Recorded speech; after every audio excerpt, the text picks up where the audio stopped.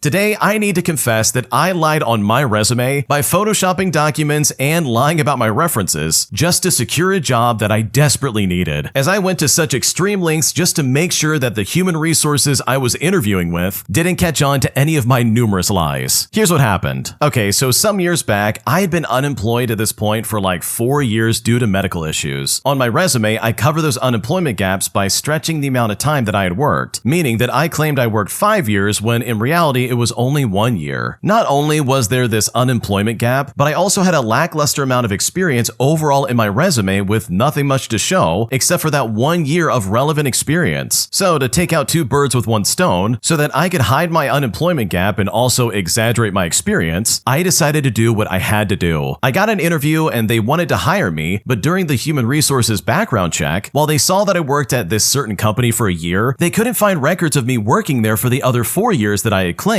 On the background checking process, there was an option for me to submit further documentation to support evidence of being employed during that time, so I just went with that. I took the pay stubs and some other documents that I had from the year working there, and I basically photoshopped the dates and redacted all the sensitive information so it looked like I had one for each year. And if I'm being honest, this was a pretty simple process. I also had no references or anyone that could cover me, so I just created 3 Google Voice numbers to serve as references, who were all me by the way, and used a voice changer on my PC. In fact, they ended up calling one of my numbers with some simple questions. And honestly, it all went really well, and I got a new job and a new career where I eventually worked there for like 3 years before moving on. Now, it really begs the question, would I have gotten the job anyways, even with the unemployment gap? And my answer is, well, maybe, but I guess we'll never know. But honestly, this is the only time I've ever really lied like this or even taken a gamble. But thankfully it worked out, even if it was just a little bit dishonest. Okay, personally, this is one of those situations where it's like, dude, I get it. It is so hard to find jobs nowadays, and it is so scary out there. Seriously, I don't know if you've looked outside recently, but the world's on fire and the job market sucks. So I personally don't think there's anything wrong with going out of your way to be like, okay, I need to make sure I get this stupid job. And if that means bending the rules and maybe doing a few unethical things in the process, then so be it, dude. Like seriously, I think you get a pass on this one. And I don't know about anyone else, but if I was hiring someone and they went to this extreme lengths just to like cover their background while also still being qualified for the job, I would honestly be tempted just to give you the job anyways if I did learn the truth. Because dude, if you went to that much trouble just to try and like secure the job, then in my opinion, it's kind of proof that yeah, you're gonna get the job done no matter what we're doing. Because you are literally capable of going to any lengths possible to make sure that the job gets done. So yeah, good for you for getting it done, dude. I think this was really funny, and honestly, I don't blame you in the slightest. If you like Am I the Jerk, you're probably going to love Am I the Genius. Check it out, link down below in the description. Also, go to amithejerk.com/submit if you would like to submit your own stories. Am I the jerk for not stopping my friend from publicly proposing when I know for a fact that the girl he's proposing to plans to break up with him just a few days later? Because right now I really don't know if I'm making a mistake. Here's what's happening. Okay, so my friend Mark has been planning a huge proposal for months. He's one of those people who loves big gestures. Flash mobs, surprise parties, that kind of thing. His plan is to propose to his girlfriend at a concert next week. He somehow arranged for the band to briefly pause between songs so that he can go on stage. He has spent thousands of dollars organizing this.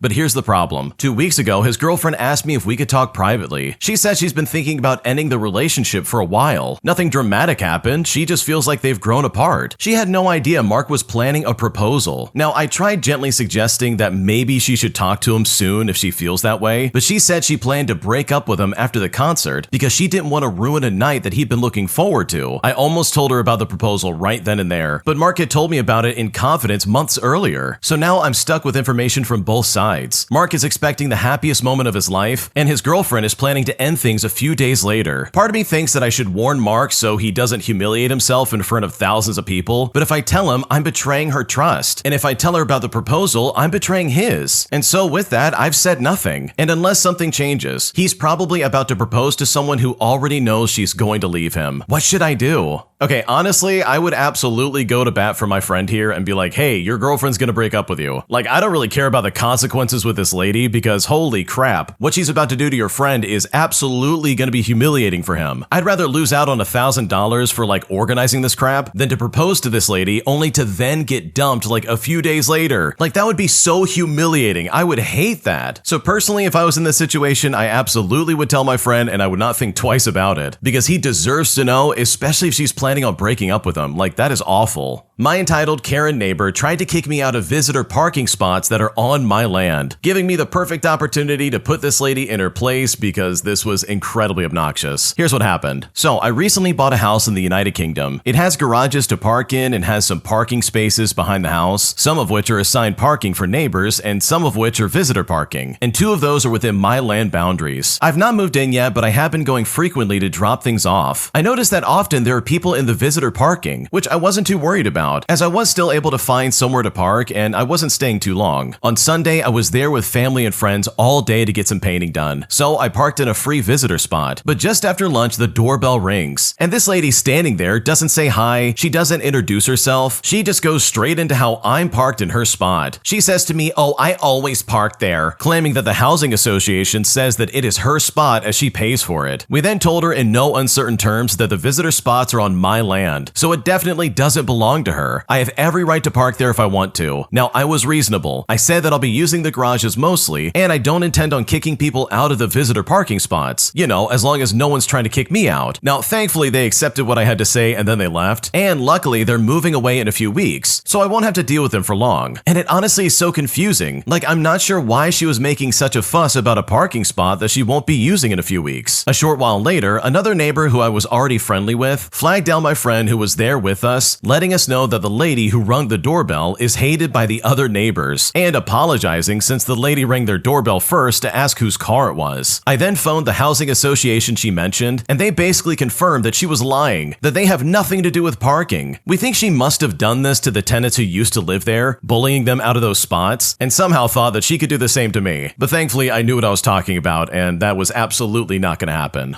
Yeah, I can't stand people who are like, "Oh, this is my right, this is where I can park." And then you turn around and you're like, "Wait a second, this is not actually true." And also, this lady's moving in a few weeks. Like, holy crap, why make such a big deal about something that is not going to be a problem in like just a few days, literally? So yeah, this was some weird behavior, and honestly, I think you should be thanking your lucky stars that she's moving, because this sounds like someone I would hate to have to deal with. My husband secretly changed his military life insurance to include his mother as the beneficiary and not me, his wife, putting me in a situation where honestly I am baffled by his decision and I now seriously just don't know what to do. Here's what happened. For starters, this is a throwaway account for reasons that you're definitely going to learn about. To begin, my husband and I recently got legally married. We haven't told our families yet for a few reasons, but the first one is that we're really young. He's in the Marine Corps and I'm in college. We have been together for coming up on like 5 years, and we just moved in together at the end of December and got married at the beginning of December. We chose to get married so early because of the financial benefits, the tax breaks, having my tuition paid partially by the government, and collecting basic allowance from the military so that we could purchase a house within the next year or two. And I do want to mention before anything else that this was all his idea. About a year and a half ago, he brought up this idea because he knew I was stressed about school along with my other bills. I knew I wanted to marry him eventually, probably in like 3 years or something like that, but I always figured I would get a master's degree and get settled in my career before all of that, so maybe at around like the age of 30. But anyways, he joined the Marine Corps in April of 2024, so we had been together for like about 3 years at that point, and from then up until December, we had been long distance, with me flying out of his duty station every few months just to see him for like maybe 4 days. And at the end of December, he came home for Christmas and we got legally married in secret. Then we drove out my vehicle and most of my belongings to where we now live, which is in an apartment about 6 miles from base. The first 3 months of living here has been entirely paid for by me. Prior to moving in, we saved approximately like $17,000 combined over the last year and a half, with $14,000 from me and about $3,000 from him. And that only happened because I had been working my butt off and hounding him to save money. I then moved across the country to be with him. I left my job, my family, my friends, and basically uprooted my life to start over where he's stationed. Right now, I'm not making any money, and I rely on him financially. He told me not to stress and just focus on school, but regardless, I have applied to like 50 plus jobs, whether it's remote or in person, but it's just really hard to find something. Also, most of our bills are actually in my name, which is aside from the lease, which is in both of our names and has about a year left. When we got married and started initially receiving the basic allowance from the military, in addition to his base pay, we basically went from making a little under $3,000 a month to about just under $7,000 in the beginning of February. But anyways, due to the nature of why we chose to get married and my simple reliance on him, I just figured that he would consult with me on any major financial choices that he would make. And so, with that out of the way, this is the real reason I made this post. He's about to deploy for somewhere between 6 months to about a year, and he was asked to update the beneficiary of his military life insurance. I had no idea he was even asked the question because I wasn't familiar with the life insurance really at all. But just today I found out via a letter in the mail that on February 23rd, he went in and manually changed it back to his mom as a beneficiary without ever talking to me about it. Now, finding that out honestly hurt a lot. It's not even just about the money. It's the fact that he made that decision without including me at all. From my perspective, I moved across the country for him. I spent my life savings on him. I'm financially dependent on him right now, and if something happened to him while he's deployed, I'd be the one left responsible for all of our bills and our lease and all of our debt. So finding out he intentionally changed something that affects my financial security without even mentioning it makes me feel like he doesn't see me as his partner in these decisions. The whole reason we got married was to secure our financial future. I just feel so betrayed. I have blown up at him already for this, but he hasn't been home yet, so we haven't completely talked everything over. So seriously, am I overreacting? Or is this actually as messed up as it feels to me? Am I wrong for feeling really hurt by this? Because right now I don't know what to do. Before we go any further, the original poster has an update that I definitely need to share. Here's what they said. Firstly, I want to say that people immediately telling me to get a divorce or annul the marriage were unnecessarily aggressive and frankly just not helpful. If everyone ended their relationship over one argument or misunderstanding, no one would stay in one long enough to learn from mistakes and grow together. Also, to the people who actually read my post and understood that this wasn't about the money and tried to give helpful advice, I just want to say thank you. That man is my best friend. He has been there for me through my dad's alcoholism, my mom's cancer diagnosis, and a lot of other hard things in my life. I truly don't believe there was any malicious intent here. I think he just wasn't using his brain. For some additional context, we've had the understanding that we would get legally married before this deployment, mainly to lessen the financial burden on me and allow us to save money while he was away. The plan has always been that after he returns from deployment, we will get formally engaged and then have our real wedding with our families and in our faith with the whole ceremony and the whole celebration. Now, when it comes to the life insurance situation, we did finally speak when we got home. He's been working very long hours recently, and some days have been up to like 16 hours a day. And one of his work dads was having everybody go through their paperwork and basically update it before deployment. Apparently, he was given like 5 minutes to go through a bunch of forms, and he basically just confirmed the information that was already there. And since his mom had been the beneficiary before we got married, which is because she was the only person he could list at the time, he just left it as it is. He did admit that he initially told me a bit of a white lie, which really pisses me off, but when we talked more, he said the reason he didn't change it was because he thought that his mom would receive a letter notifying her that she was removed like I did. But thanks to some of you guys, we now know that's not the case. Only spouses are notified if they aren't named the beneficiary and not the parents. But the important part is that we talked about it. I explained that for me, this wasn't about the money. It was about feeling included in decisions that affect the both of us. He said that since we haven't had our church wedding yet, he figured it was fine to keep it as is. But after talking it through, he understood that it hurt my feelings deeply because I made sacrifices for him and he wasn't reciprocating that with his choices. We agreed that we probably should have had a conversation earlier about it, especially when it comes to like what would happen if something happened to either of us. At our age, it just wasn't something that we had seriously thought about until now, especially with this being his first deployment and the state of the world and pretty much everything else going on. But in the end, he did update it so that we were both listed as equal beneficiaries, which is actually what I originally suggested to him when he told me that he could only list one. He also said he figured he would revisit it again once we have our official wedding later on. So no, there will not be a divorce or an annulment, and I'm not moving back in with my parents. We still care a lot about each other, and this is honestly one of the very few major disagreements that we've literally ever had in almost 5 years together. Oh man, this is a great story, dude. This is a perfect example of like, bro, just talk to each other. And especially don't listen to like any comment section that says, oh, divorce your husband, get rid of him. He's clearly taking advantage of you. And sure, if you're scrolling online all the time, then yeah, you can probably have that perspective and be like, oh my gosh, it's happening. I'm watching it happen right now. But no, man, it seems like they got things figured out. And in my opinion, that's exactly the way that it should have gone.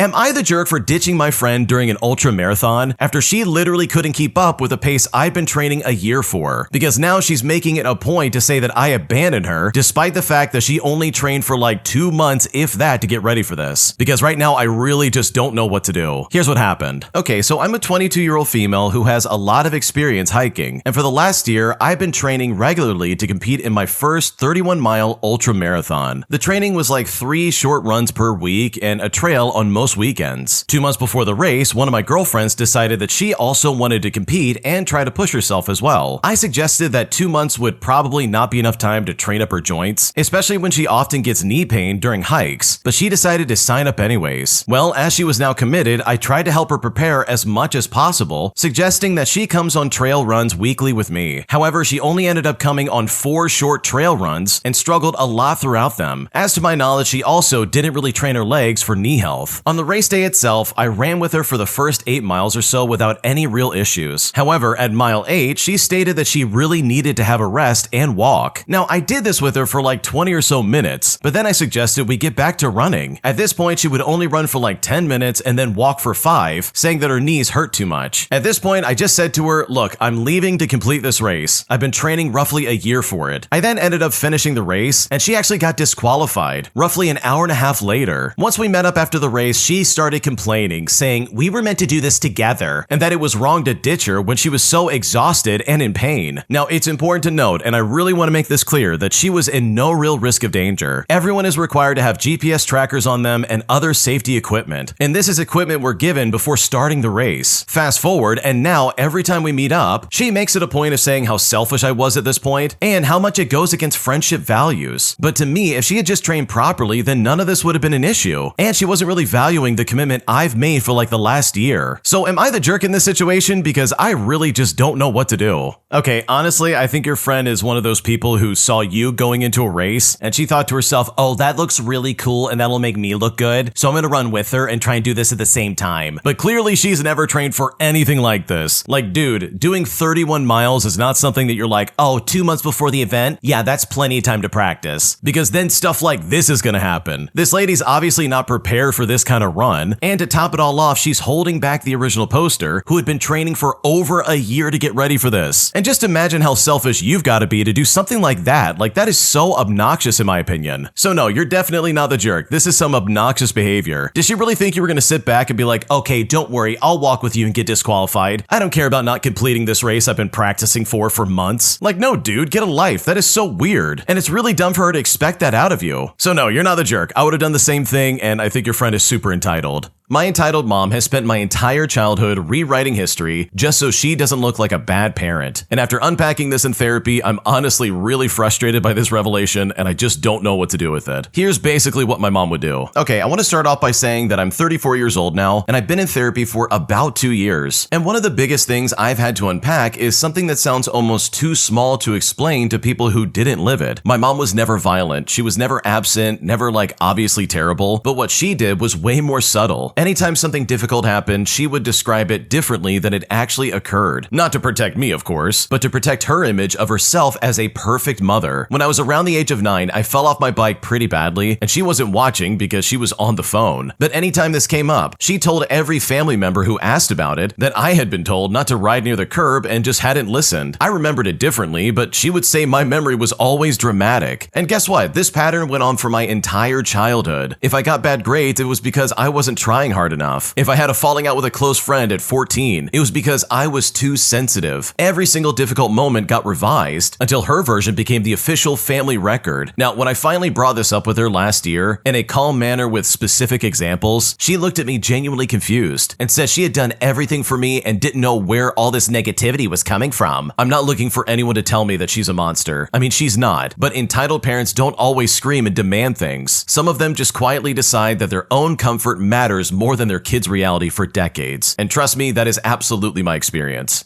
Oh man, this is honestly so awful. I'm sorry that you went through this. This is one of those situations where, yeah, she's rewriting history and it's hurting you because the way you were treated is totally different. She's only looking out for herself to make it seem like, oh yeah, I was a really good mom. But like, no parent's perfect. Like, holy crap. I think you could ask anybody and be like, yeah, my parents traumatized me. And that's kind of the way it goes. Like, obviously kids are going to be affected by their parents pretty much no matter what, even if they did everything right. So for your mom to act like she did everything right is really weird. Not to mention not even like taking the steps to like own up to it later in life. Like, this could have been an easy conversation. She could have just been like, oh yeah, no, you're totally right. I see what you're talking about. Or at least admitted some kind of fault to even like the smallest degree. Because you know for a fact this was a choice of hers. She was choosing to rewrite this in a way that made her daughter look bad, just so she could like safeguard her image. Like, that is so lame if you think about it. Like, holy crap, kids fall down all the time without you seeing them. They also have friendships fall apart and all this other stuff. But to like subtly sabotage the story to make it sound like, oh yeah, this is definitely not my fault, while also like squarely blaming the original poster for it, like, that is so weird. Because by throwing the original poster under the bus, she didn't make herself look good. In my opinion, she actually showed her true colors. My psycho landlord refuses to change the fire alarms in his property that I'm renting from him, claiming that it's our responsibility and not his. But after trying to explain to him that no, legally he is responsible for this, he tried to call what he thought was our bluff by calling the fire marshal, resulting in my crazy landlord getting scared straight in a way that I can only imagine. Here's how it all went down. Okay, so this happened a few years ago in my last apartment. My roommate and I were living in a basement place with upstairs neighbors, and the owner decided he wanted to sell. The upstairs neighbors ended up buying it and became our new landlords. And trust me when I say this, they were awful at it. I could fill a whole post with the amount of stuff they tried to get away with, but we're here to talk about one particular instance that really stood out. But suffice to say, they had no idea that the landlords had responsibilities, and they simply saw us tenants as a source of income that should be ever growing, hence our rent suddenly spiking and why we left. But there's one time where they literally maliciously compliance themselves. You see, they had a habit of trying to push stuff on us that was blatantly illegal. Their first contract, for example, said, among other things, that they had the right to enter the apartment at any time that they wanted to and could go through our stuff if they wished to because we were living in their property. Well, I pointed out that this was highly illegal and they grew very upset, saying, well, we'll see about that. And this clause later suddenly became the real one before we signed. One day, however, our lone fire alarm system suddenly stopped working. As dutiful tenants, we reached out and we said, hey, the fire alarm stopped working. And you know what? Their response was rather predictable. They said to us, so what? I replied by saying, well, we need to have a working fire alarm, and it's the landlord's duty to provide working fire alarms. They then literally said, well, no, it's not. If you want one, you need to get one. But I reminded them and said, no, the law says otherwise. And here's where they maliciously compliance themselves, which is possibly because they were getting tired of being corrected, and they ended up getting really snooty with this one. We got a very sarcastic response of them saying, oh, it does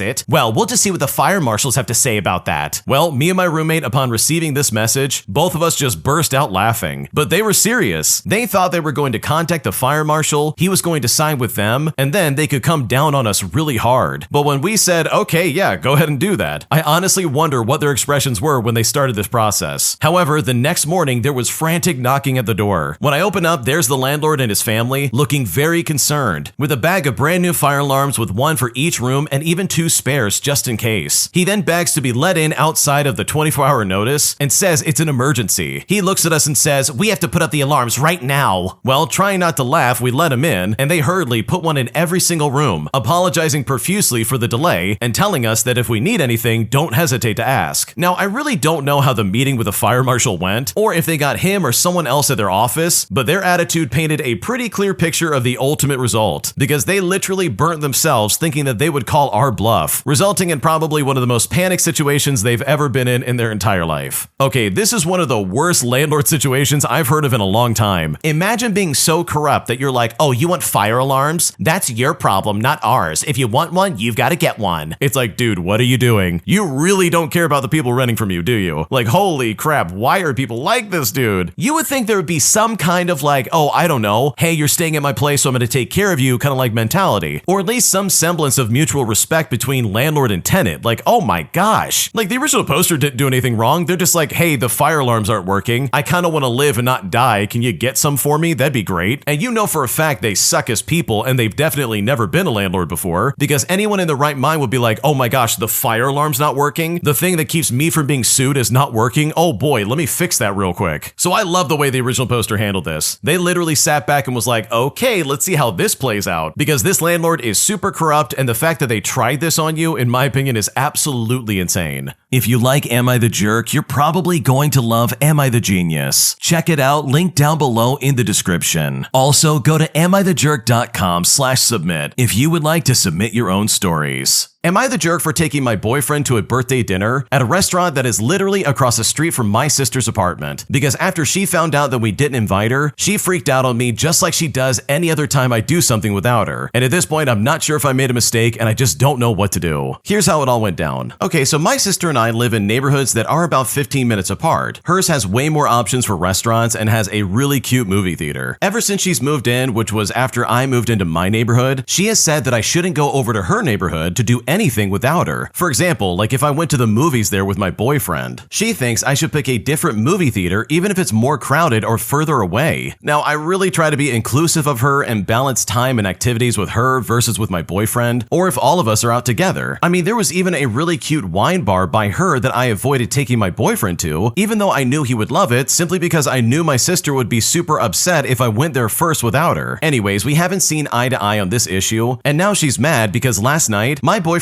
got off of work early, and his sister had sent me money asking me to take him out and to treat the both of us to dinner for his birthday. For reference, she lives in another state, so she couldn't do so herself in person. It was very last minute, and my boyfriend wanted spicy food, so he suggested a Thai food place right next to my sister's apartment. Now, I knew that she would be upset if we went and didn't tell her, especially if she walked by and saw us there. So I texted her to give her a heads up that we'd be in the area, but I still didn't invite her. I did say though that we could stop by afterwards and say hi, or maybe say hi when she went to take her dogs out for their nightly walk. Well, she just ignored my messages for hours, and then later that night, she said that she hopes we had fun, but according to her, she said it sucks that you went right to a restaurant that is literally right across the street from my apartment, all without me. So seriously, with all things considered, am I the jerk in this situation? Because right now I honestly don't know what to do. Okay, no, you are not the jerk here. Your sister can't gatekeep the entire neighborhood that she lives in. Like, why on earth is she acting like that? That's so stupid. Because in my opinion, this is some crazy behavior that absolutely should not be validated. So no, you're definitely not the jerk, and in my opinion, I would absolutely be going anywhere I want, even if it's in her neighborhood. Because she literally has no say in what you can or cannot do. An entitled Karen driving a Tesla literally thought she could drive down the wrong side of the street and block the bike path that I was clearly traveling on. So I decided to get some petty revenge by blocking her path and making her back up, which honestly really blew my mind because this entire situation was so unnecessary. Here's how it all went down. Okay, so as I'm coming up to an intersection and turn right in my fairly large cargo bike, I'm met by the front of a Tesla who thought that one way for cars also applied for bicycles. She must have been in a hurry because she tried to get all the way up to the line despite a group of about 5 cyclists waiting for the green light in front of her. Unfortunately for her, this particular street is a bicycle street with cars being allowed to drive in only one direction. She's left barely enough room between her car and the sidewalk for a normal bike to even shimmy past, but my cargo bike is about a meter wide. So anyways, I stop right in front of her and I tell her to get out of my way. She somehow feels entitled enough to have the audacity to tell me to back up, but I tell her to kick rocks and back up and to stay in her own lane. Finally, she backs up about a meter, not enough to actually drive around me, so I just move my bike forward and I tell her to go back to her own lane. And yes, this is where I wish I'd remembered my favorite insult to drivers, asking if they'd gotten their driver's license at Legoland. Finally, she gives up and backs up enough that I don't have to move around her. She gives me the finger, which I happily reciprocated, and then I go about my day. And while I didn't look back, I hope that I managed to time it in such a way so that she would be stuck at a red light again, because this entitled Karen absolutely deserved it. Okay, imagine being on the wrong side of the street and acting like this. Like, dude, you're clearly in the wrong and you absolutely need to get out of the way. And I'm not surprised that it's a Tesla owner that did this because holy crap, they become that kind of car that act like this, and it's so weird. Like, what's going on right now? Please tell me that not all Tesla owners act like this when they're driving, because I've seen a lot of stories like this and this is kind of concerning. So yeah, I love the way the original poster handled this. I don't know if I would have the bravery to do that because I know for a fact I would be very nervous in this situation. My brother allowed his girlfriend to enter our house without warning me first, as she literally came out of nowhere and went into our bathroom to take a shower. And now as a result, I am very pissed off at my brother because I feel like this is a massive invasion of privacy and very inappropriate. And I'm honestly right now not sure what to do. Here's what's going on. To start things out, I rent a 2-bedroom house with my brother. And this all started when he allowed a girl who I'd never met at the time spend the night. And this girl would later become his girlfriend. He went to work the next day and left her in his room by himself, all the way until she eventually woke up and left on her own. He did call me to let me know, and I didn't think it was much of a problem. I am a single guy and I know what it's like. But then he started doing it more and more often. And at the time, I was kind of assuming like, okay, this is his girlfriend or something like that. Now this wouldn't really bother me as much because literally I wouldn't see her. She would just wake up and walk out, and I would know that she was there because I would would see her car. But today I woke up and I honestly thought I was home alone. I was listening to music, I was dancing around the house, and then she suddenly walks in without warning and goes straight to his room without saying anything. Then she goes in our restroom and takes a shower. It was super uncomfortable and really pissed me off. I sent him a text immediately and I told him that I didn't like that crap. He said that it was a one-time thing because her car was at the dealership nearby and she apparently needed to take a shower before going to work. She stayed for about 2 hours, but after she left, I wasn't as mad anymore and I felt a little bit guilty. I've had a pretty solid relationship with my brother so far, and I'm just hoping I didn't overreact since I am single, and I may not understand what it's like to need a place to spend time with your girlfriend. So seriously, am I being petty here, or was this like a good reason to complain? Because right now I'm not sure if I'm in the wrong. Okay, maybe I have like a polarizing opinion here, but no, I don't think you overreacted. I don't really care who you are. If you're walking into my house, you better live there. Because if you don't, this is an absolutely big red flag. She doesn't live there, she doesn't rent from you guys, she is literally just your brother's girlfriend. So for her to walk in and be like, oh, don't worry, I'm just gonna use the shower, like that seems really inappropriate in my opinion and just completely over the line. It's not like she's gotten to know you or done anything like that. It's not like you guys hang out all the time, so it's like, oh, that's such and such, they're totally fine, they can come in. Like, no, this is super uncomfortable and not okay in my opinion. Now, I will say it kind of seems like your brother's like, oh my gosh, I'm so sorry, this is a one-time thing. And hopefully there's some kind of like conversation that could be happening because of this situation. But if not, then this is like really messed up and super toxic in my opinion. So no, I don't think you overreacted because this is really an invasion of privacy that you do not deserve, especially if she's gonna walk in unannounced and take a shower. Like, I think that's really weird and completely uncalled for. Am I the jerk for walking out of my sister's wedding reception after she literally thanked everybody else in her wedding party except for me? Because despite the fact that I literally did everything for her leading up to this event, she still decided to be disrespectful to me and even laugh at someone who said I'm her unpaid wedding planner. And as a result, this has put me in a really weird situation with my family and I just don't know what to do. Here's what's happening. Okay, so my sister just got married last weekend. I was not only a bridesmaid, but also I spent months helping her plan, literally running errands for her, putting deposits down when she was way too busy to do it herself, even covering a couple of her bills when she went over budget. Well, fast forward and the actual wedding day comes along, and during the reception, she gives a big thank you speech. She says, I want to thank everyone who made this day possible. She names her husband, her parents, their friends, even a distant cousin who showed up the week before to fold the napkins. But not once during her speech did she ever mention me. I let it go until later when someone joked about how I was basically her unpaid wedding planner. My sister then laughed and said, well, yeah, but that's what sisters are for. At that point, I felt humiliated and completely unappreciated. So I quietly grabbed my stuff and I left before dessert was even served. And now my family's blowing up my phone, saying that I ruined her night and made it all about me. And my sister is even saying that I'm jealous and petty. I feel like I was treated like free labor and then dismissed like I didn't matter. So am I the jerk for walking out of her reception? Because right now I just don't know what to do. Okay, honestly, with all things considered, no, you're not the jerk. This was such a rude thing for her to do, and in my opinion, this better be the final straw. Like, if she ever needs help with anything in the future, like a baby shower or like any kind of celebration, she better not ask you for anything and you better not agree to it. Because you know for a fact she's not gonna thank you and she's not going to appreciate the hard work you put in. Because let's look at the facts for a second. You did all this work for her, and then when she's doing this big thank you speech, she doesn't even mention you. And she even later tries to justify by being like, oh yeah, that's my sister, that doesn't count. Like, that's basically what she was saying. So no, with all things considered, you're definitely not the jerk. Her attitude and the way she treated you was completely unfair. And if I was in your shoes, I absolutely would have walked out as well, because this is completely unacceptable. I'm planning on moving in with my long distance boyfriend, but my parents are super against it, and they're now acting like I'm ruining my life. And at this point, I just don't know what to do. Here's what's going on. Okay, so as the title suggests, I'm planning on moving in with my boyfriend of 2 years next month, who also lives a 5-hour drive away. We've been planning, budgeting, communicating for the past couple of months, and last week I thought was the right time to let my parents know. I knew it'd be bad and I knew there would be pushback, but I'm not sure if I can handle it anymore. My parents rely on me like crazy ever since I was a kid. My siblings and I make jokes that I raised them and they have their personalities because of me. I work full-time and I'm a full-time student, but I still take care of our family dogs. I go to the supermarket for my mom weekly, and I'm doing chores all throughout the week. Now, I don't mind because I do live rent-free, but I am at a point where I have saved enough money that I can move out. My boyfriend also wasn't allowed to stay with us when he comes visit until last month, and when he comes, he's only allowed to stay in our garage, which is like my dad's man cave that has a bunch of couches. But the couches are so uncomfortable to sleep on that I feel horrible, and there's no bathroom in there, so he has to use the bathroom in the shed at night, which is really ridiculous. And on top of that, anytime I go to visit him, it's it's always a huge issue. And I cannot go for more than 2 days because I'm not allowed to treat the house like it's a hotel. And apparently it's disrespectful that their daughter is visiting her boyfriend because they think it's his job to do the visiting. My parents are super against living together before marriage, and they've made that known with me and all of my siblings. Well, when I told my parents, my mom sobbed, saying that she can't believe she raised me not to respect and value myself enough to at least get engaged before moving in together. They think we're rushing into things and making a stupid, rash decision that we will regret. I tried explaining to them that we will get married once we get a feel for how we live together, but right now just isn't the time. Now they're saying that we should compromise, and my boyfriend should buy me a cheap ring and can get me a nicer one later on. But it's like, why would we get engaged just to please them? Like, that's just so ridiculous. Then they complained that they haven't even met his parents yet, which is totally valid. So to make it right, they met this weekend, and they said it went well and they like his family, so I thought we were going on the right track. But still, it isn't enough. Now, yesterday, my mom cried and said to me that she cannot believe I have such little respect for myself to live with my boyfriend before we're engaged. I've tried explaining that I'm ready to move out and I need my space and independence, and I need to focus on school, and I'm also ready to get a good job. But nothing I say is good enough. Every day it has been a new argument and I'm just exhausted. My dad said that I need to just get engaged and keep my mom happy because if not, I cannot count on them anymore. It's just so upsetting because I love my parents, but I'm tired of living my life to please them. What should I do?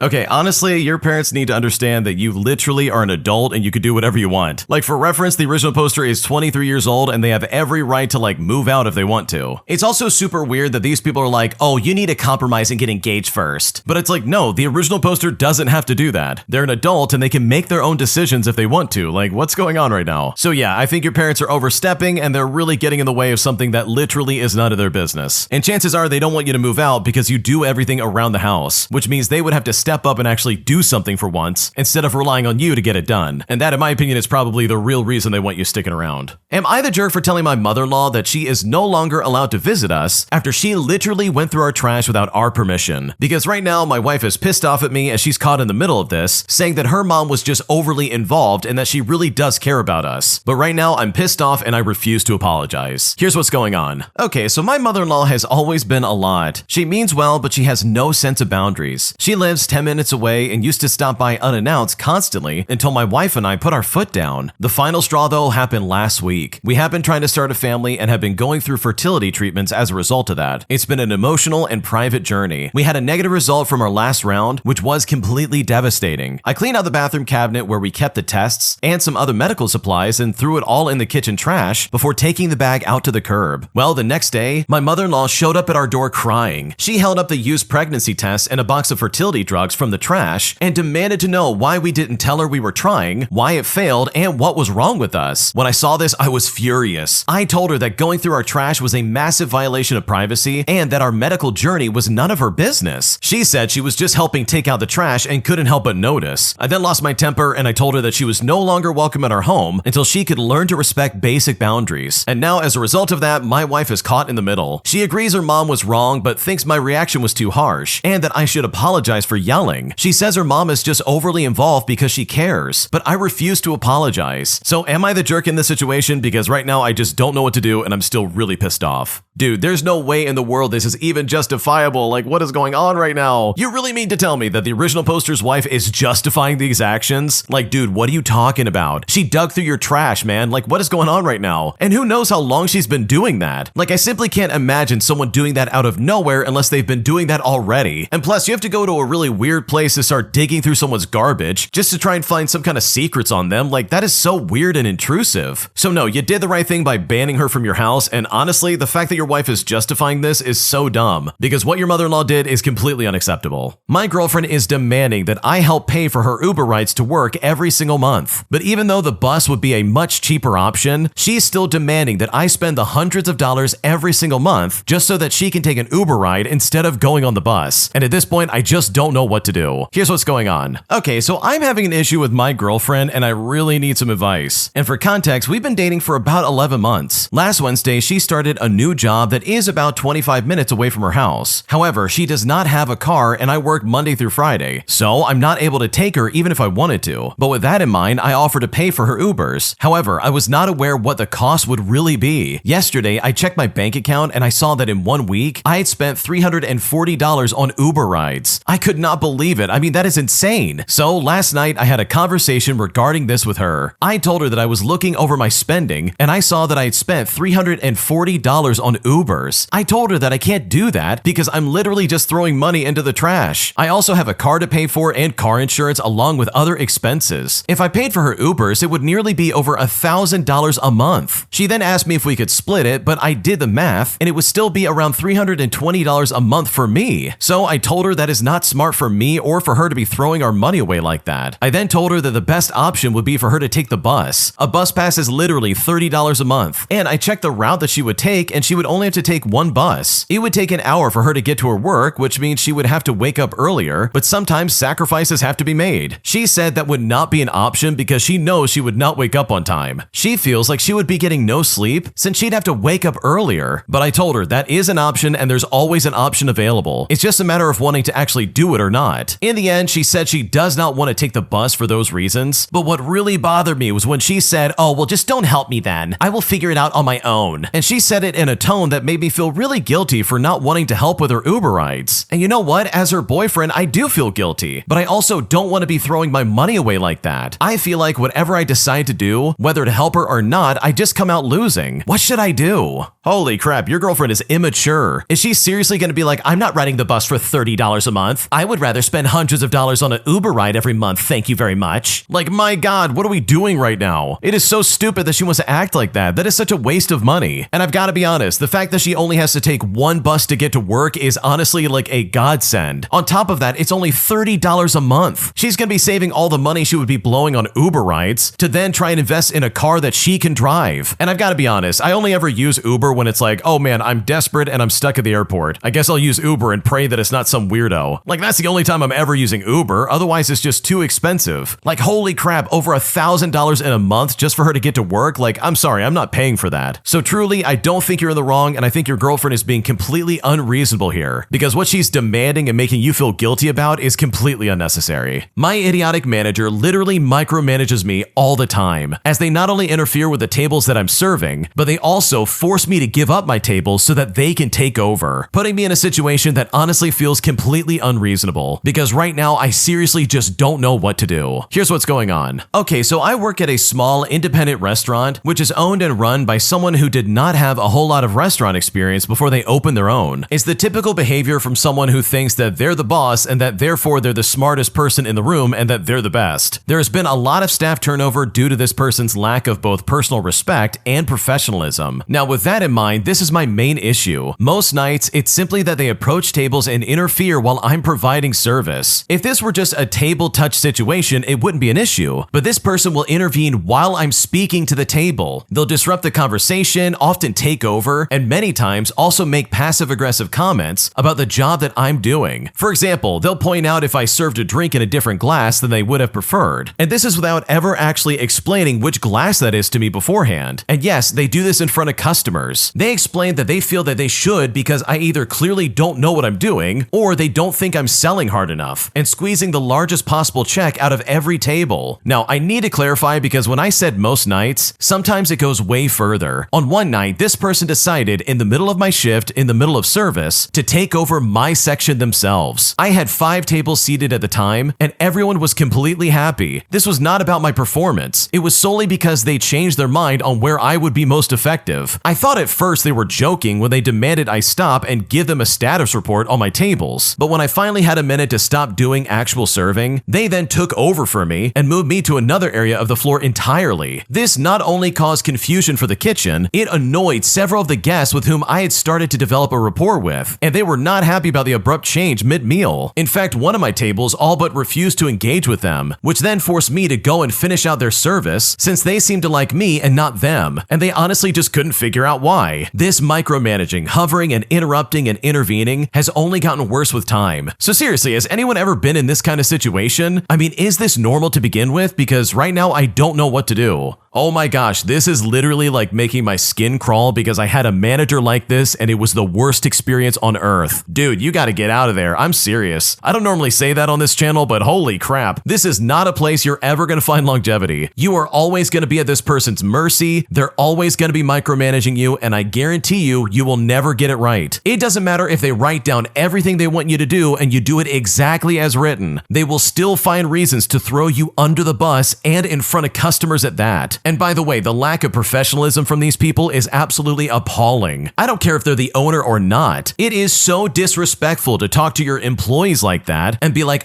you're using the wrong glass, get it right. Or even to be like, sorry, I'm taking over. It's like, dude, I'm getting tips out of this and I'm making a living over here. You're not taking my tables. Like, that's what I would say if I was in your shoes and someone tried that crap with me, because absolutely not. I'd rather get fired and find a better job, which wouldn't be hard considering what you described, than to have some idiot take over my work that literally doesn't need taking over. Like, you described it best. You said everybody's happy and no one's complaining. So there's no reason for this person to take over at all. I don't know if they were like jealous because you're doing well or something like that, but like, seriously, what's going on right now? Like, it almost seems like they're trying to steal your tips or something like that. I don't know. It kind of seems sketchy, and I would be very pissed off if this was me. And this is the kind of person who will not only micromanage you, but they will probably eventually fire you. Like, you mentioned earlier that there's a lot of employee turnover, but like, this is the reason. They are literally the reason why their restaurant will never grow, and it will always be looking for new employees to fill their stupid roles, because they want to be both the manager and the main worker at the same time, instead of, like delegating the responsibility like anybody else. Do they have to do everything in the restaurant? Like, come on. So in my opinion, I would jump ship immediately. I would start looking for a new job tonight. Like, there's no way I'm going to put up with that, because as someone who has put up with that for far longer than I should have, my life got so much better the second I left that place. And I guarantee the original poster will feel the exact same way as soon as they get away from these idiots. If you like Am I the Jerk, you're probably going to love Am I the Genius. Check it out, link down below in the description. Also, go to amithejerk.com/submit if you would like to submit your own stories. Would I be the jerk if I locked my roommate out all night, all because he refuses to get a new key to the apartment after his key broke when he was using it? Because right now I'm still very pissed off and very annoyed, and I just don't know what to do. Here's what's going on. I'm a 22-year-old female and I live with my ex-boyfriend. We moved in together in February but broke up shortly afterwards because he was a lot different to live with compared to how we would visit each other's apartments beforehand. Now, at around March or April, his key broke, and thankfully it didn't get stuck in the lock and we have both pieces of the key. Also, it shouldn't cost anything to let the rental company know and get a new key because the key wasn't lost, meaning that they didn't have to rekey the entire apartment. I let him know that this was his responsibility because it was his key. Well, as you can probably guess, he has not done anything to contact the rental company. He refuses to call businesses due to anxiety, and also just hasn't contacted them through email or the service portal on the website. We live in a safe neighborhood, but I prefer to lock the doors, especially at night, because you never know. Now, over the summer, I worked an internship, and I mainly lived in another city, so I was nice and I gave him my key during that time. But now that I'm back home, I took my key back and I decided I was done catering to him. In the 4 weeks I've been back, I've locked him out at least 6 times. I lock that door at night at around 9:00 p.m. after I get home from work, and when I leave the apartment, whether or not he is there. I've been woken up past midnight in a few occasions because he was locked out while on a date. Now, I thought if I was more serious about the consequences of him not getting a new key, then he would finally just do it. But I'm now debating keeping him locked out the whole night and refusing to wake up and let him in. He knows that I'm upset about this, and all my friends agree that it might be the push he needs to be a more responsible adult, but I honestly feel bad about going through with it. It is still warm outside, so staying out in the weather isn't that big of an issue. His parents also live an hour away, so it's not like he has nowhere to stay if I did this. I've honestly struggled with standing my ground my whole life, and I can't tell if this would be an overreaction and just going too far. At the same time, I'm sick and tired of not locking the door at night or when no one is home, and I don't think it's my responsibility to cater to his schedule and disrupt my own whenever he needs to be let into the apartment. What should I do?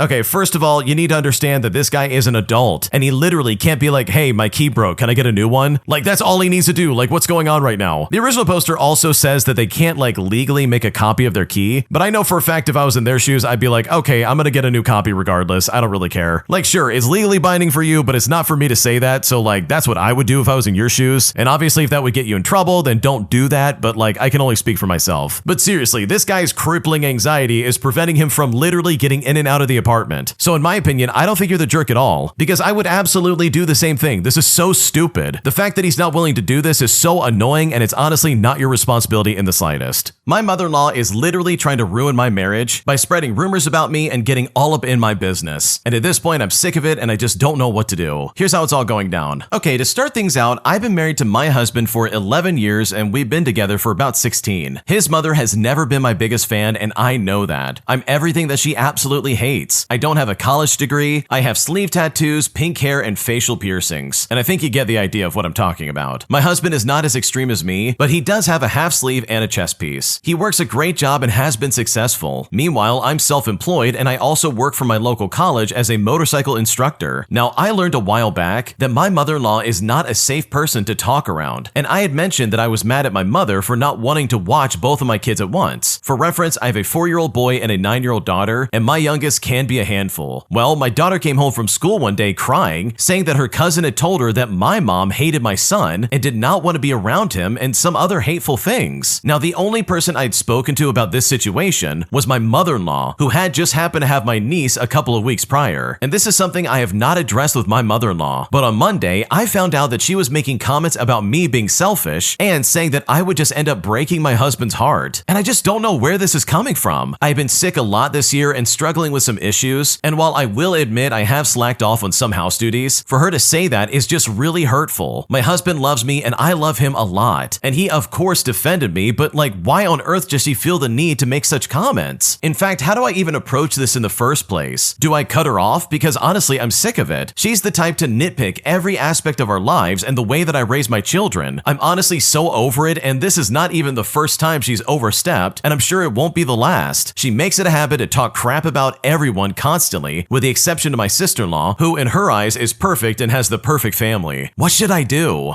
Okay, first of all, I really hope you never tell her anything ever again, because it's pretty obvious she's gonna try and like ruin your life and use all of that against you by spreading rumors. But also, like, I really think your husband needs to step in and be like, Mom, you need to stop. You can't talk to my wife like that anymore. Like, this is crazy. Because that, in my opinion, is like the first thing that really should be happening here. Because this behavior is absolutely disgusting and you should not have to deal with that in the slightest. My entitled boss tried to steal my idea and pass it off as his own that he literally shot down when I presented it to him. So as a result, I decided to get some revenge by quite literally exposing him for the liar that he is. Here's what happened. So I was working at a mid-sized marketing agency where ideas get tossed around in meetings all the time. I spent a full week preparing a presentation about a new campaign strategy. When I pitched it in a team meeting, my boss shot it down immediately, saying that it wasn't in line with what the client wanted. Well, fast forward a week later and I'm sitting in on a client meeting. And it's here that my boss presents my exact strategy. The same slogans, the same layout, even the same examples that I used. Now, I didn't say anything, but I kept all my drafts and the timestamped emails. And you know what? The client absolutely loved the pitch. A few days later, they emailed me directly asking for help clarifying some parts. But that's when I carefully forwarded them my original draft, clearly dated before my boss ever even brought it up. I didn't accuse him outright. I just said, here's my early draft that might help out. Well, the client called me privately and offered me a role with them in-house. Better pay, better hours, and I'd report directly to their vice president of marketing themselves. And you know what? I took it. And as a result, my ex-boss had to explain to upper management why we lost one of our biggest accounts and why his employee walked out mid-project. And honestly, it was incredibly sweet because my boss absolutely deserved this. Dude, I can't stand when people steal other people's ideas. It's pretty similar to when you do like a group project in college, and there's always that one person who literally did nothing the entire time. Like, that is so obnoxious and it just ruins pretty much everything you're trying to do. So I just love the fact that you got back at this guy by being like, oh yeah, you mean my idea that you pitched? Yeah, here's my earlier draft that my boss literally shot down. Hopefully this helps you figure things out. And then for that client to be like, hey, you want to work for us? Like, that's just so beautiful and just so good. Like, I love that so much. So good for you for standing up for yourself, because you absolutely deserve to get credit for this. Am I the jerk for telling my friend that her making jokes about the cost of her home sounds incredibly spoiled and very disconnected? Because my friend is super rich while I am definitely not. And at this point, I'm not sure if I'm in the wrong. Here's how it all went down. Okay, so I have been best friends with my friend who we will call Emma for about 2 years now. We're both 17-year-old females, and we met at a community service volunteer event for animals. And to put it bluntly, we are pretty much the opposite in terms of finances. Her family, in short, is very wealthy, and I'm talking extremely wealthy. 7 figures a year, multiple properties. I mean, she's set for life if she wants it. I, on the other hand, am in a below average income family, and we have had issues with power, water, and bills and all sorts of stuff. I go to free public school while Emma goes to private. Now, she's generally a really great person. We have lots of fun together and we hang out almost all the time. My family treats her as her own and her family does the same to me. Now, the only issue I've ever had with her was that she acts broke. Her and her driver will come to pick me up and we'll go to eat and she'll say something like, "Oh, I'm not going to order anything, I'm too broke." Or she'll say things like, "Oh, I wish I had to work and contribute like you have to," as if this is something to dream out. She acts like me having to work to help my family survive is a dream. Now, I never liked that she acted like she got it, because she doesn't and she never will. It's a struggle that she will never understand. In fact, the other day she picked me up and in the car she picked up a call from her father. She told him that the university she's applying to needs proof of his finances to see that he can't afford it. Well, he made a joke saying, "Can't we just look at this house? I mean, it costs $3 million.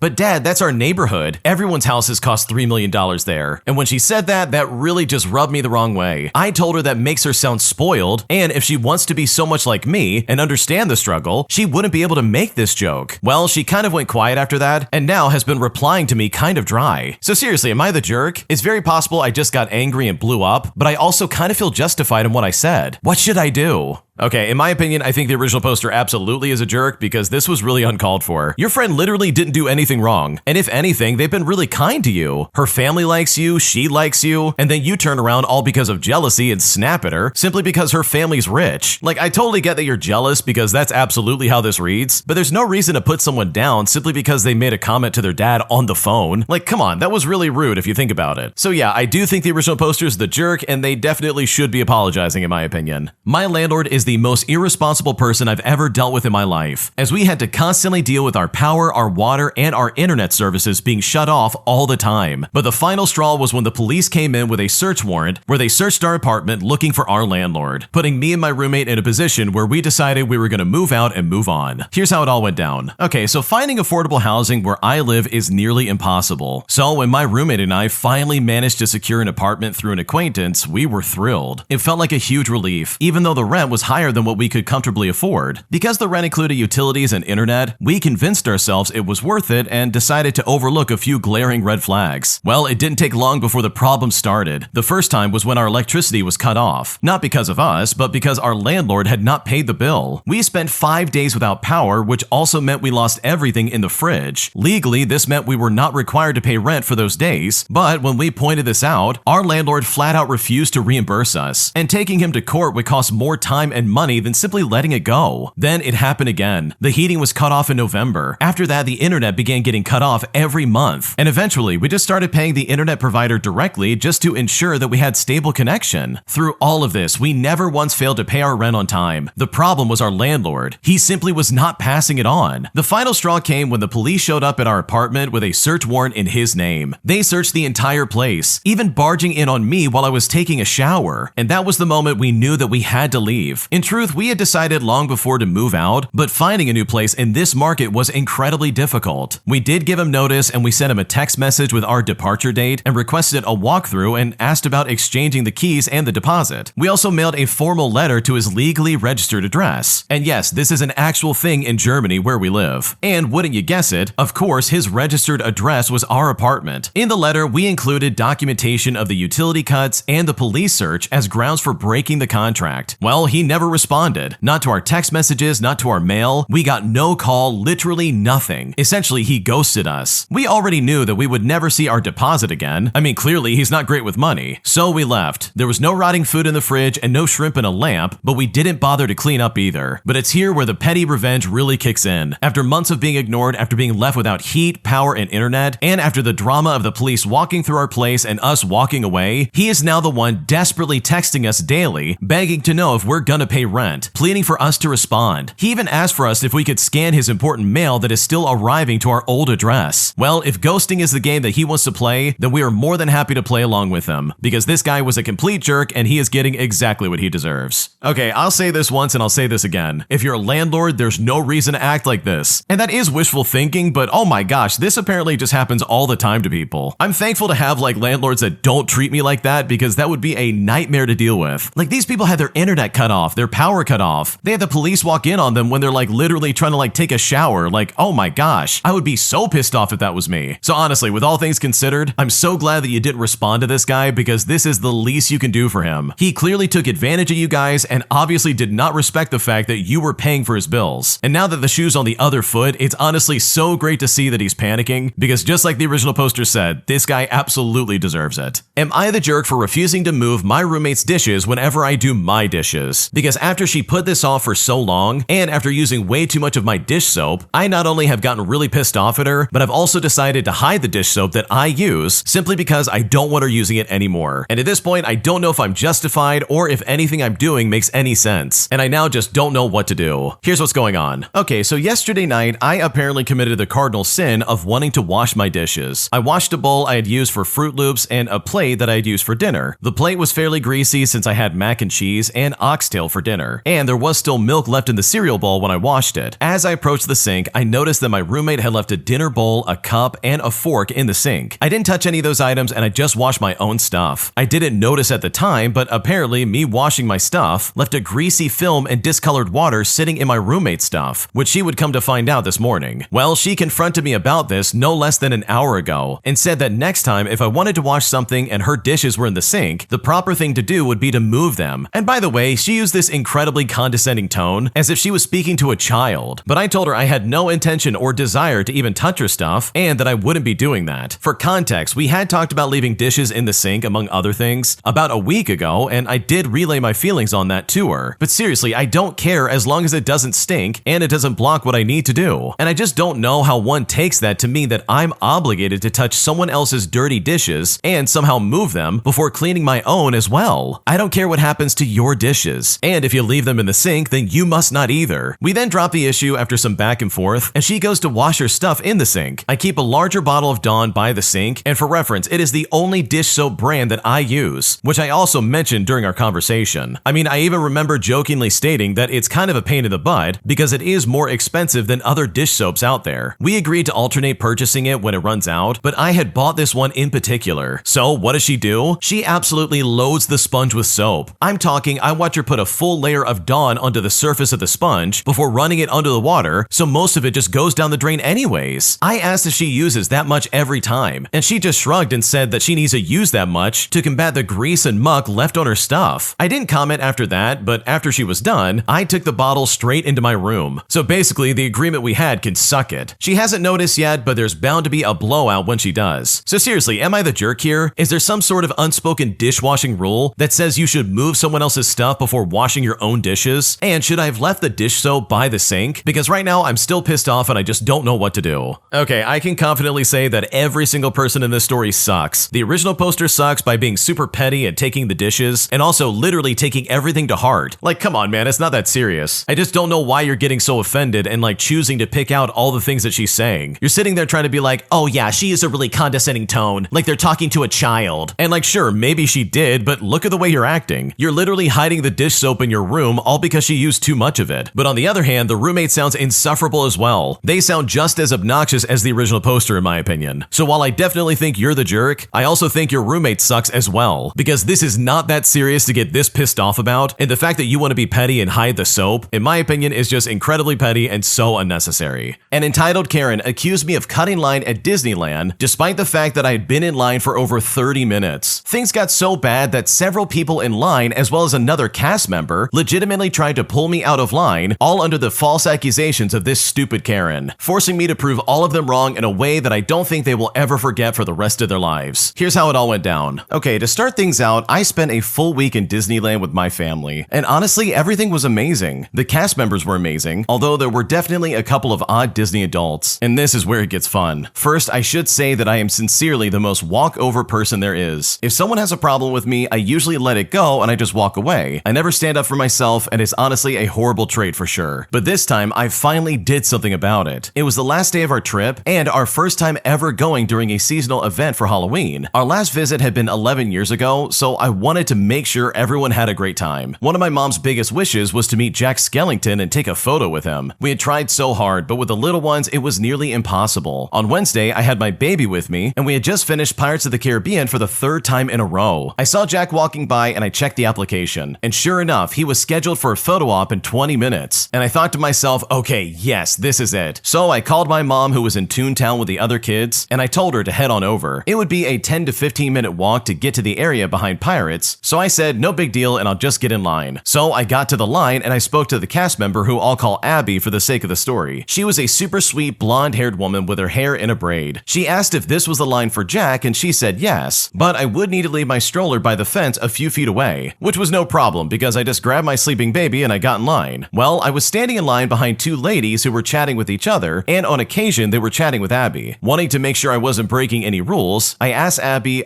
is it okay if I wait in line with my family who will be taking the photo? She looked at me and said, absolutely. As long as one person is holding the spot, when you approach the door, your family can all walk up. So I thought to myself, perfect. I didn't want the line to look longer and cause the meetup to close early, since there could be 9 of us taking a photo in total. At that point, Abby told us it would be about a 30-minute wait. Now, I was at the time the last person in line. A woman, who I will call Karen, walked up to Abby and asked her about the line. Abby told her yes, this was Jack's line, and also told her to park her double stroller where I parked mine. An older man then stood behind me, and this Karen got behind him. And this part is going to be important later on. I also want to note that I was hyper aware of my surroundings, because I knew I would have to describe everything I saw around me for my mom to reach me later. Well, a few minutes later, the two ladies ahead of me left, so I stepped up into their spot, now behind a family of 3, a father, a mother, and a daughter. And for the sake of the story, I'll call them the Nosy family. My mom then texted me that she was close and needed help finding me, so I FaceTimed her for about 3 minutes, and because the line wrapped around a column, I had my back turned for just a little bit, and when I turned back, I was behind the Nosy family again. And this is exactly where the fun really begins. This entitled Karen suddenly stepped out and loudly called me out for being a line jumper. She said to me, "Excuse me, were you in line? Because I don't remember seeing you behind this family." She was 2 spots behind me, and there was also an older man standing behind me. So I calmly but firmly said, "I've been standing in line this entire time." She then turned to the older man and said, "Was she in front of you? I mean, was she? Because I remember you standing behind this family." He clearly didn't want to get involved and just shrugged his shoulders without sticking up for the fact that I had been in front of him the entire time. So I repeated myself. Like I said, I've been here the entire time. Go ask the attendant. Well, the entitled Karen stopped for a moment, but I could tell that she wasn't done. I brushed it off and I laughed about it when my sister, who I'll call Jessica, came up, while my mom was parked with the little ones. I then told my sister I had just been accused of cutting line and laughed at how ridiculous it was. But this entitled Karen decided to escalate further. She brought over another cast member, who I will call Tracy for the sake of the story. Now, Tracy had an attitude of someone who just wanted to get this over with, and especially not deal with adults acting up. The entitled Karen pointed at me, talking loudly, saying that I jumped the line. Now, my sister, who is confrontational and loves to argue when she knows she's right, jumped into the conversation and started going back and forth with Karen and Tracy. Tracy suggested I step out of line, but both my sister and I immediately said no. My sister added in, "Fine, even if we can't join her line, she can stay in her spot." At this point, people were pointing, murmuring, and the Nosy family was speaking Spanish, saying that I wasn't behind them. My mom was still confused about what was happening, so I called her again as the line moved forward. I asked my 9-year-old niece to stand with me because I felt so embarrassed by all the pointing. I spoke in Spanish, knowing that the Karen and the Nosy family would hear, and I told my mom, "Don't worry, I can see the attendant I spoke with earlier, and I'll make sure to talk to her because I know she remembers me." The Nosy family just kept staring at me, making my niece even more uncomfortable, but I reassured her just to ignore it. Finally, the Nosy family was at the front and I was right behind them. I then reached out to Abby and I said, "Hi, I'm sorry. I hope you remember me from earlier when I kept bugging you." And thankfully she smiled and said, "Of course. Yes, once you're up, your whole family can walk up here." The Nosy mom then immediately cut in and said, "Well, she actually skipped the line because she wasn't behind us." Then once the entitled Karen heard that, she jumped back into the conversation too. She said, "Yes, she's actually skipping the line." Abby then looked at me and then at them and said firmly, "No, I spoke with her earlier. She has been here the entire time. I remember her." My sister then told the Nosy family, "Well, what does it matter to you anyways? You're ahead of her. This only affects people behind you, so stay out of it." And when she said that, they immediately went quiet. At that moment, Tracy suddenly tried to jump back in and accuse me again, but thankfully Abby doubled down. She said, "No, I spoke with her." her. I walked her to the line myself. She's been here for the past 30 minutes. At this point, the entitled Karen, the nosy family, and Tracy all went quiet after that. Abby even leaned in to talk to my baby who had just woken up, commenting on how he's finally awake and probably excited to meet Jack. I finally called my mom over and we all got our photos, and it felt so good, and I made sure everyone in line could hear it. It felt amazing to stand my ground for once. I mean, I couldn't stop relishing in it. I hope that Abby knows how much I appreciated her in that moment, and I wish I could remember her real name, because she seriously saved me from what could have been a really awful experience. Okay, first off, I want to say good for you for standing up for yourself. I know what it's like to sit there and be like, oh man, I'm just gonna get walked over again. But in this situation, you absolutely needed to say something, because this is so insane and just stupid. This Karen and this nosy family and Tracy all suck entirely, especially this Karen who literally wasn't even paying attention to who was in line. So seriously, I'm really glad that this all worked out. If you like Am I the Jerk, you're probably going to love Am I the Genius. Check it out, link down below in the description. Also, go to AmITheJerk.com/submit if you would like to submit your own stories. Am I the jerk for telling my roommate's girlfriend that she can't practically live with us without paying some kind of rent or paying towards the utilities? Because I'm sick and tired of watching all of my bills go up simply because she's existing in our space pretty much full time. Because now I'm honestly not sure what to do. Here's how it all went down. I'm a 25-year-old male and I share a 2-bedroom apartment with my roommate, who for the sake of the story, I'll call Kyle. For the past 3 months, his girlfriend has been here 5 to 6 nights a week. She eats meals with us, she showers here, and even started leaving her clothes and toiletries in our bathroom. Well, I finally told Kyle, look, she's here all the time. She's basically a third roommate. Either she starts contributing to the rent and utilities, or she needs to limit her time here. When I said this, he flipped out, saying I was policing his relationship. His girlfriend also overheard this and called me controlling, saying that she barely takes up any space. Meanwhile, our water and electric bills have noticeably gone up, and I'm buying extra groceries because she helps herself to my stuff in the fridge. Because of this, Kyle is giving me the silent treatment, and she told my mutual friends that I'm trying to break them up. So seriously, am I the jerk for trying to set up a boundary of some kind? Because right now I feel like I'm going crazy. Dude, Kyle sucks and so does his stupid girlfriend. Like, are you kidding me right now? She's staying there 5 to 6 nights a week. She's eating your food, she's using all your water. Like, dude, what's going on right now? It sounds like she's made herself at home without having to, like, I don't know, account for any of like the living expenses. Like, that really does sound super annoying and I would never want to put up with that. So no, you're not the jerk for setting a boundary, because if I was in your shoes, I would have done the same thing. Am I the jerk for forcing my husband to close his business after I was forced to prop it up for nearly 3 years, costing me hundreds of thousands of dollars in the process? Because now the business is $40,000 in debt, and I'm honestly so furious that I just don't know what to do. Here's how it all happened. Okay, so my husband and I have both been married for 7 years. When we were dating, he had always expressed his dream of starting his own business, and he really is an entrepreneur at heart. So at age 27, he quit his well-paying job to start his own business, a fitness studio. I find it risky and scary, but supported him nonetheless because it is his dream. We could also afford starting a business because I made about $130,000 a year, and I have an inheritance from my mother who passed away. Besides monetary support, I also help with renovations, building equipment, contacting clients, and advertising. And I also manned the front desk from time to time. Well, 3 years later, his business had lost $200,000, which I paid for entirely using my inheritance. All the money he made from the business stayed in the business to pay for expenses. So I also paid 100% of our housing, transportation, food, and entertainment. Well, needless to say, my resentment was growing, and I was tired of being the sole provider. I feel he made many wasteful purchases, such as very expensive marketing services that brought in nearly no revenue. From my husband's point of view, he was working hard every day for our future. Despite the loss, he was making calculated bets. He believes that scared money doesn't make money. There's no need for me to stress because we are not hurting for money, given my income and the inheritance. He finds his business a tremendous source of pride and joy, seeing many clients who love the gym and continue to come back. He made friends with his coaches and clients, and the gym is basically his sanctuary. But 5 months ago, we agreed that I will no longer chip in any more for the business. He would have to find a job so that he can start contributing to the family, and he will use his income to support his own business. Well, fast forward to present day, and he still hasn't found a job yet. He also maxed out the business credit card, and now the business is $40,000 in debt. And trust me when I say this, I was furious. years. Finally, I requested that he must close his business within a month or two, and this is the only way that he will start looking for a job seriously. So I really need to know if I'm the jerk for forcing my husband to close his business down. Okay, with all things considered, no, you're definitely not the jerk here. I totally understand where he's like, oh yeah, this is my pride and joy, this is my sanctuary as you described it, but if it's not making money and you're literally the only one paying for it, then it's probably time to hang it up and be like, okay, we tried. And that is a lot more than some people can say, like seriously. So no, this doesn't seem like a bad decision, and if anything, it was probably the smartest decision in this situation, because he's not taking it seriously when it comes to finding a new job, and that just doesn't seem feasible in the slightest. My entitled mother treats me like a psychiatrist and is now sending me updates on her fights with my dad. And at this point, I'm honestly exhausted dealing with this and I just don't know what to do. Here's what's going on. So my mother has always been emotionally immature and would unload all her traumas and tell them to me, like I was some kind of therapist for her. Even when I was a kid and she picked me up from school, she would barely even let me put on my seatbelt before she would launch into the latest story of how my father wronged her and what they fought about that day. When I went off to college as far away as possible, she clung to me sobbing as if I was a child and I was her kindergarten teacher. She wailed, saying, "Who will comfort me now when I'm upset? Who will help me when I'm sad?" And she was doing this at the top of her lungs in the middle of my dorm, her eyes bugging out with tears streaming down her bright red face like an infant. Now I have moved to another state completely. We barely talk, but I feel like her behavior has regressed as they both are getting older. Well, she called me last night and I didn't pick up because I was sleeping. When I woke up, I saw a massive block of text where she said they had a huge fight and she described what they fought about, what he said and what she said, and what they didn't agree on. Well, I didn't answer, and now today, she has started sending me photos of their text conversations where he apologized, as if I'm her psychologist who needs to keep tabs on her interpersonal relationships in order to monitor her mental health. It's so laughable, it's crazy in a way. I find that super uncomfortable because I do not want to be involved in my parents' arguments, and I do not want to know what they fight about, nor feel like I'm a part of it, which he is kind of indirectly making me be. I just ignore the messages for now because I don't have the emotional bandwidth to deal with them. I think I need to put my foot down soon before she escalates further or just has a complete and total meltdown. I'm not really sure what to do because speaking to her clearly and logically just doesn't help. She'll just let out little scoffs and just whines even more and invalidates what I say. But I feel like I need to stop her before she gets even worse because right now this is getting out of hand and I just don't know what to do. Oh man, your mom is super obnoxious. Like I can't imagine dealing with that, especially when it comes to like dealing with that growing up. That had to be emotionally taxing. Like I'm so sorry you had to deal with that. But it's also really disturbing that it's still happening as an adult. So in my opinion, I think you're on the right track. I think you absolutely need to say something. And I think putting your foot down would definitely be a good start. Am I overreacting for being upset with my parents after they gave out literally $30,000 to my sister and her husband, all because they found out that she was pregnant? Because right now I feel really jaded because my parents would never give me any kind of money simply because I'm choosing not to have kids. And at this point, I simply don't know what to do. Here's what's happening. Okay, so 2 weeks ago, my sister announced at a family day at my parents' house that she was expecting her first child with her husband. And you know what? Everyone was really happy, myself included. I'm gonna be an aunt for the first time.